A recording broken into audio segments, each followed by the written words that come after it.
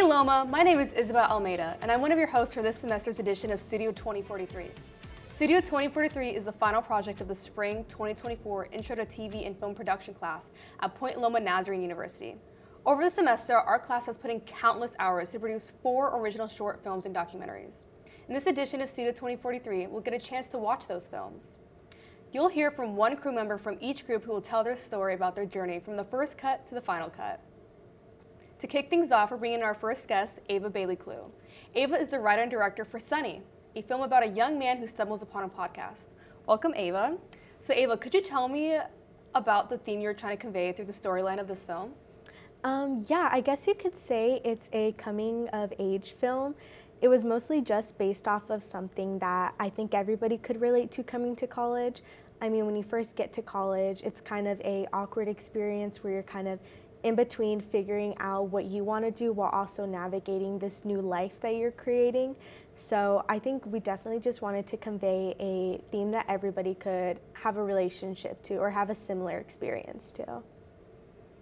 In the film, there's a scene where the main character begins to listen to a podcast, and we see the positive effect this has on him. Can you tell us a little more about what exactly inspired this scene?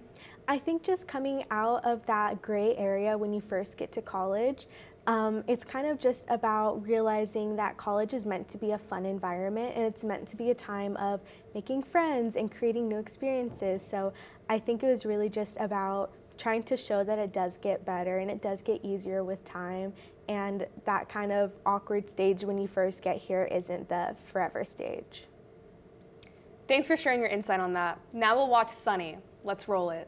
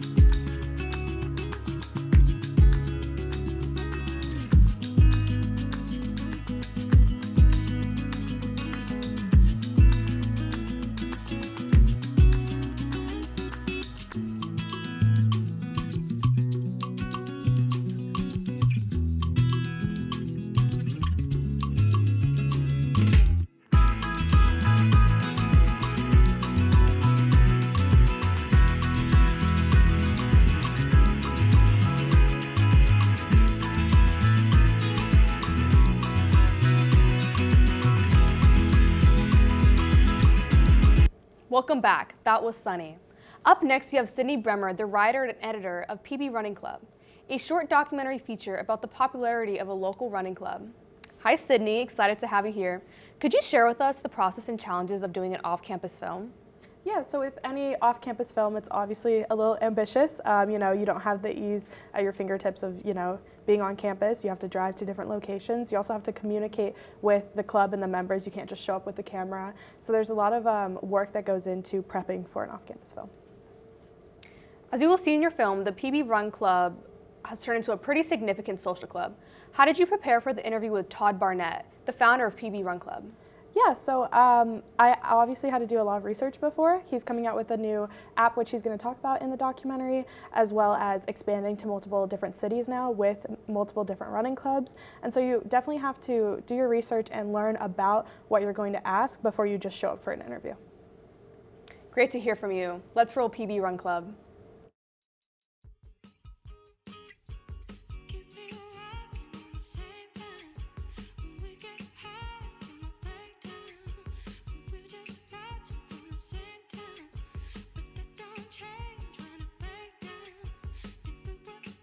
Todd Barnett started Pacific Beach Run Club 3.5 years ago, and is now not a run club, it's the overarching brand, and excited to expand to Chicago here in a couple weeks.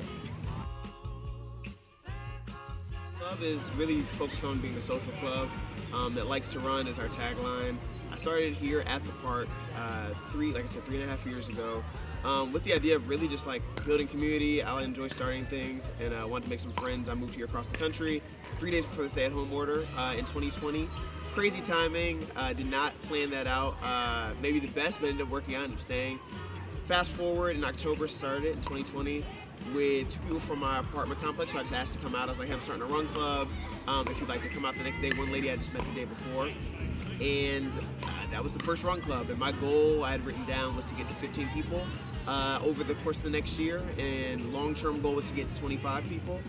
And took us 3-4 months before we got to double digits, and slowly but surely 10 turns to 12, turns to 15, turns to 18, and now on Wednesdays we have anywhere between 300 and 450 people. Saturdays anywhere between 200 and 250. So far, my favorite part I think is just like the big community and having someone to kind of like encourage you, which is whether it's like the guy with the speaker or the girl taking the pictures or even just like the people around you running. It's really fun. My name is Rosie Amador. I love how there's a girl who like carries like a huge speaker and just like runs with it. I'm like, that thing is so heavy. Like, I don't know how she's doing that. I'm barely breathing running, so I can only imagine with something like so heavy. And it just makes it so fun, and then the social aspect of it too. It's great to be outside with other people who also want to run.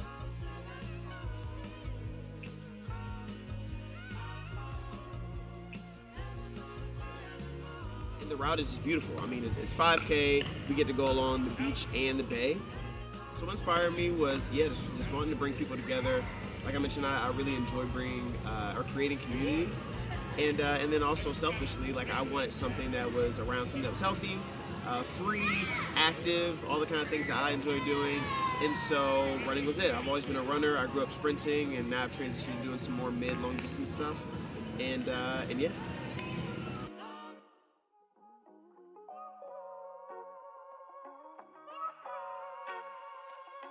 The really cool thing with Run Club, again, we really lean on the social element. That's really the main focus, and then the community element. So pretty much everything we do, like I've said, and on our website and whenever I chat with anyone about Run Club, is the main focus is the members, and just making it the best experience possible for the members and making it easy for them to connect with people, and making sure it's a safe environment where they feel safe and seen. And so I'll just kind of take it through when people show up to Run Club, what to expect when they come. We do new member intros. They get a new member picture if they'd like. That gets posted on our Instagram story, again, kind of showcasing all the people who came. It's become kind of a staple. I have some people that come that are like, okay, we're ready to take our new member picture, their first time here. They go up, introduce themselves, and automatically that fosters community because we have them say their name, where they're from originally, and then a new member question of the day, which could be anything from I think this past week we did, are you most excited for Beyonce's new album or Taylor Swift's new album? Point being, when you go up there, it kind of breaks the ice. But then also, when you say where you're from, with a sea of hundreds of people, naturally there's someone who's also from that sea, if not multiple people. And so even this past Wednesday, we had 3 different new members who were from Ireland. And so just off rip, you now have a community of people who you get to talk and you realize that I've had people before that have been coming to the club for months together and didn't realize they went to the same high school at the same time and had like 70 people that they were mutually friends with. I'm originally from Monterey, California, so Northern California, and I moved down to San Diego almost 3 years ago. I think I've met probably my closest friends through this. I consider myself like pretty outgoing, but it was that I met my one of my best girlfriends here the second time I came, because we both were looked at each other and were like, why are there so many people here? When I come here, I do have to take some type of pre-workout personally, just to give me some energy. The run isn't too intense, but I think it's because you can kind of go at your own pace within the group still. If I had to go as fast as the people in the front, I'd probably struggle, but I'm good right now, falling somewhere in between. We're accordion style where we have 4 stops, allow for people to catch up before moving on. So the entire time we're running together, everyone's talking, and then we always have socials after the run too. PBRC has just been such a special thing. I'm not necessarily so driven to make sure that we're in every city in the world. I just want to make sure the ones that we are in, we are making an impact, both for our members but also to the community.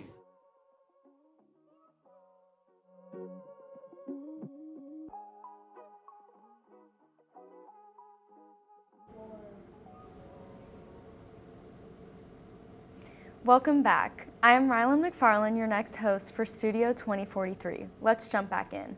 That was PB Run Club. Now please welcome Isabel Almeida, writer and director of Whispers in the Sand. So Isabel, how did filming at the beach in numerous locations present challenges? There were a lot of different challenges. I think the main one was just collaborating and coordinating with everyone that I wanted to be in the film. It was really hard because obviously you have to plan really ahead to go down to the beach, and because it takes a while to get down there. So that was the main challenge of it. There were days where it was like, oh, I can't, I have this class, or it'd have to get postponed because it's like, sorry, I have this event. So that was a big challenge. We ended up filming it a lot later than I originally wanted to. Thank you for sharing. I have one more question for you before we screen your film. How did you choose and prepare the actors for your film?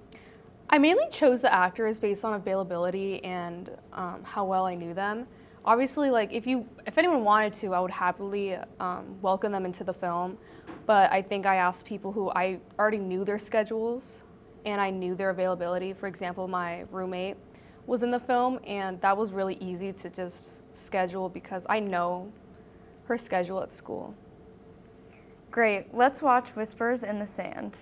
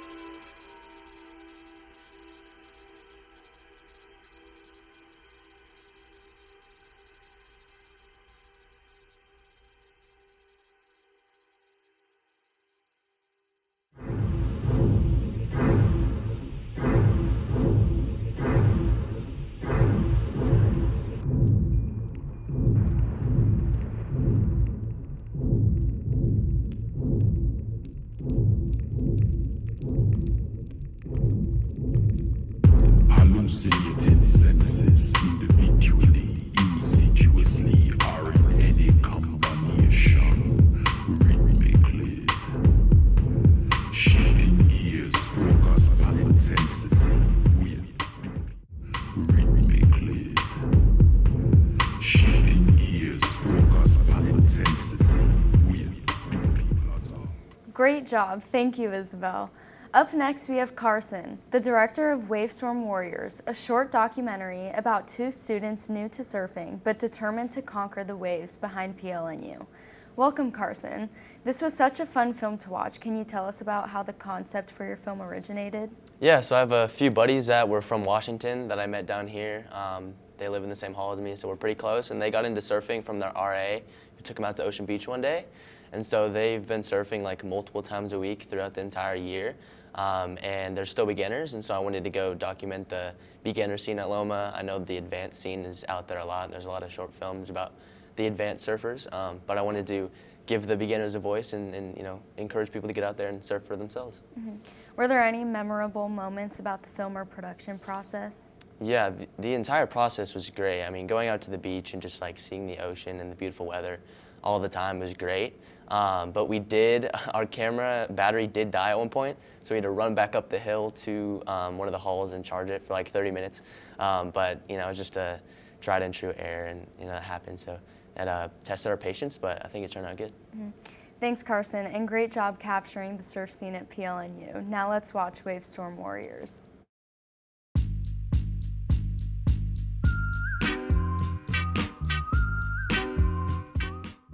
My name's Cruz Barron. My major is psychology. Back at home, I like to rock climb, play soccer, play basketball, you know, all the outdoor stuff. Could you tell where my head was at when you found me? Me and you went to hell and back just to find peace. Man, I thought I had everything, I was lonely.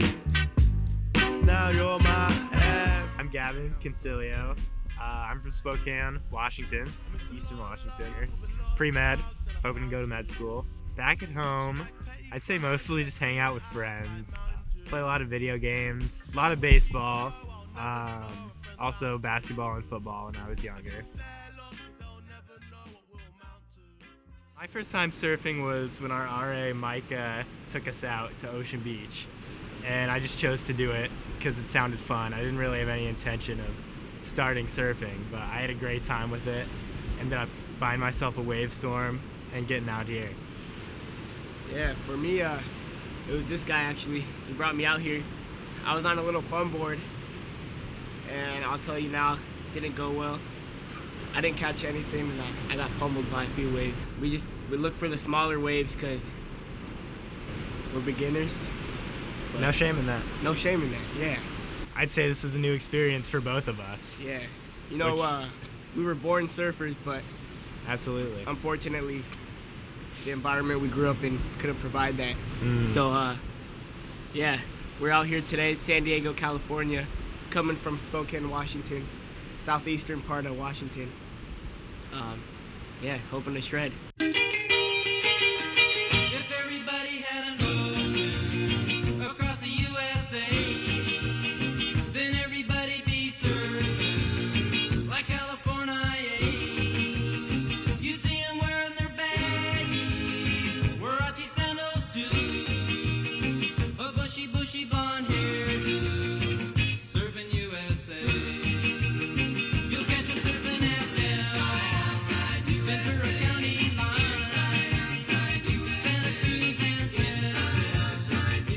Going in, I was intrigued. I would not have thought that I'd be surfing regularly though.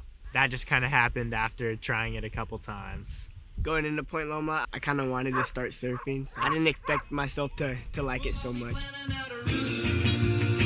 We're gonna take real soon. We're waxing down our surfboard. We can't wait for June.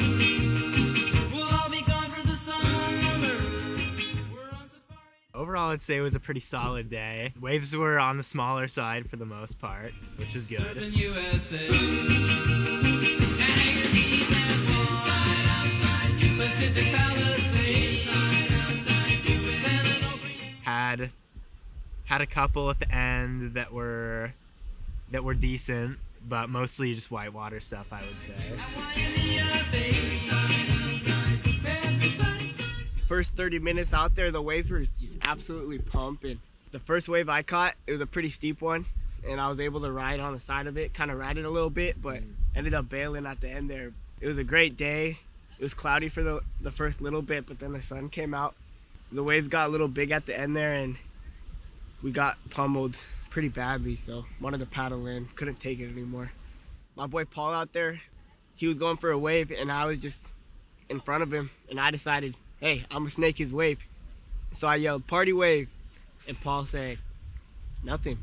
Just invited me on the wave, and that's just a sign of the culture out here is absolutely inviting, and yeah, good day.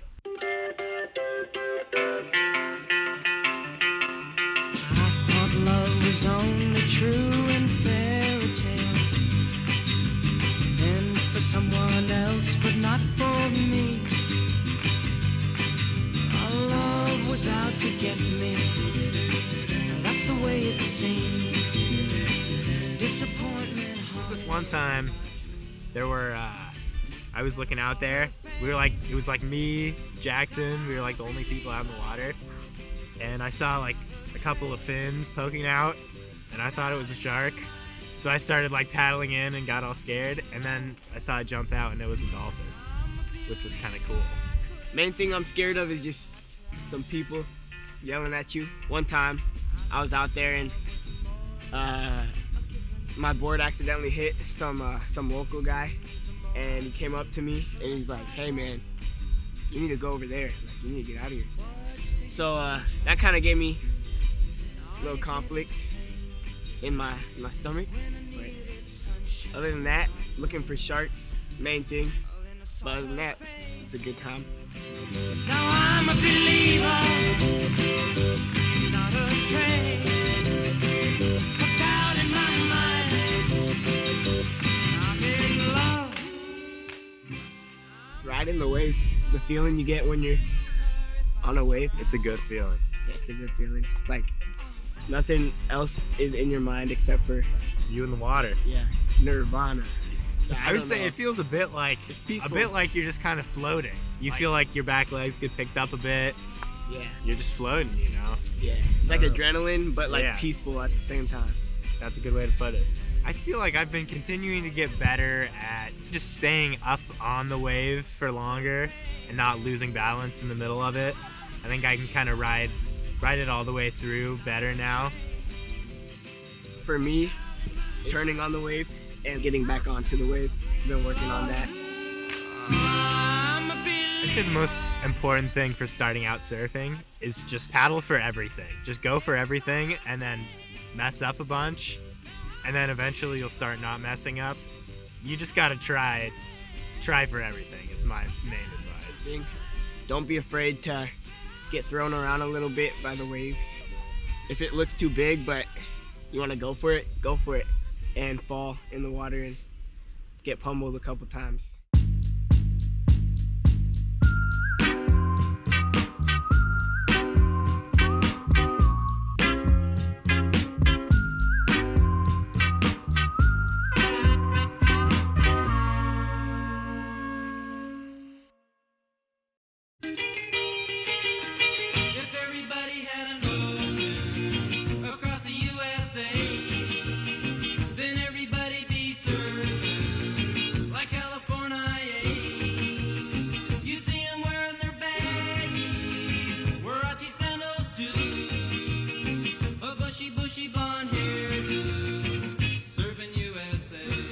Well, that was all our films for this edition of Studio 2043. Great job to everyone here today. You can tell these students put in their hard work and time into these films. Let's give it up for them.